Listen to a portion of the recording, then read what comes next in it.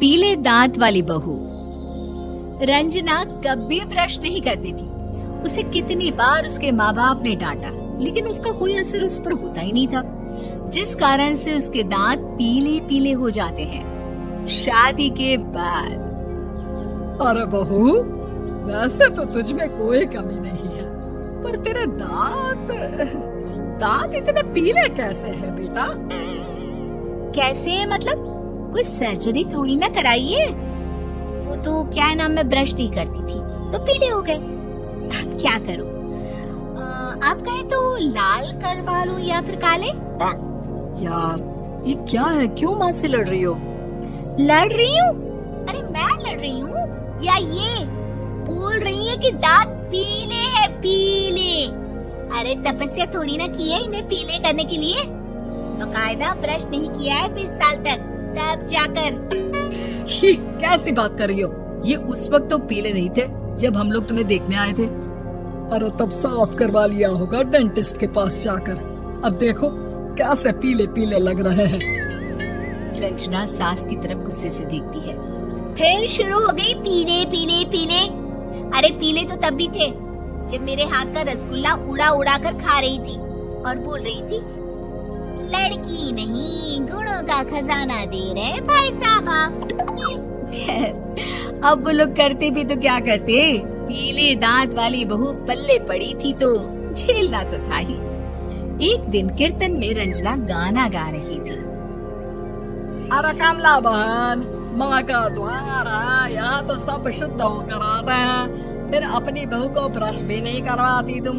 दूर से पीले पीले दांत भक्ति में बाधा उत्पन्न कर रहे हैं। अरे कोई 2 साल के बच्ची थोड़ी ना लेकर आई हूँ मैं बहू बनाकर। अच्छी खासी लड़की है, अरे कैसे करवाऊं ब्रश? ये तो उसे खुद करना चाहिए ना। अब माँ बाप तो इसके जैसे तैसे निपटा दिए, ये नहीं सोचा कि सास कैसे संभालेगी। सास बहू को लेकर घर आ जाती है, लेकिन सोच लेती है कि अब इसे लेकर कहीं नहीं जाएगी।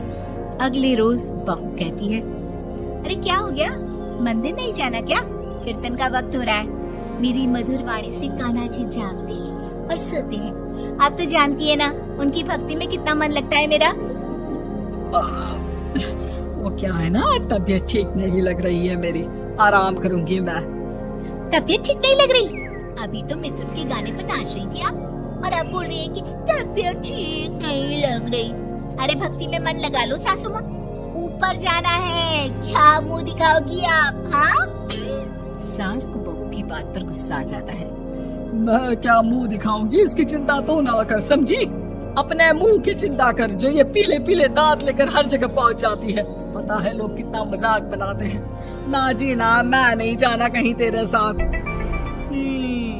तो ये बात है, कोई ना, मत जाओ, मैं अपने कमरे में ही बैठकर भक्ति कर लूंगी। ऊपर वाला दांत थोड़ी ना देखता है, मन देखता है, भावना देखता है। और अरे बस बस, तू सब कुछ दिखा, बस ये सफेद चमकदार दांत ना दिखाना किसी को, है? जा यहाँ से। बहू को सास की बात का कोई फर्क नहीं पड़ता, वो तो जैसी थी वैसी ही रह जाती है। सुबह नहाकर किचन में खाना बनाना, फिर खाना खाना, कीर्तन भजन करना और सो जाना। एक दिन, माँ जी मैं सहेली के घर जा रही हूँ, शाम को लेट आऊंगी। ओहो, तो जाना, मैंने कौन सा तेरी आरती करनी है घर पर बैठकर। रंजना सहेली के घर जाती है, जहाँ वो पार्टी में जाने की तैयारी कर रही होती है। अरे शिखा, कहाँ जाने की तैयारी कर रही है?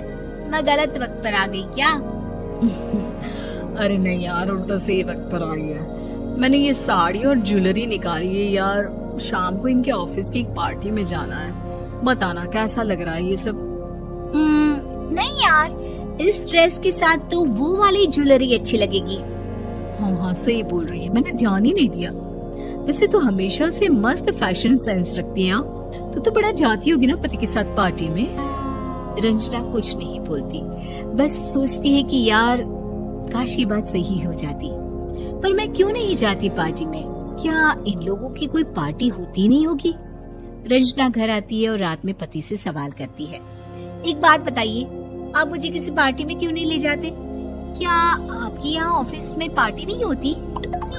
पति बेचारा क्या कहता कि दांत पीले हैं तुम्हारे इसलिए।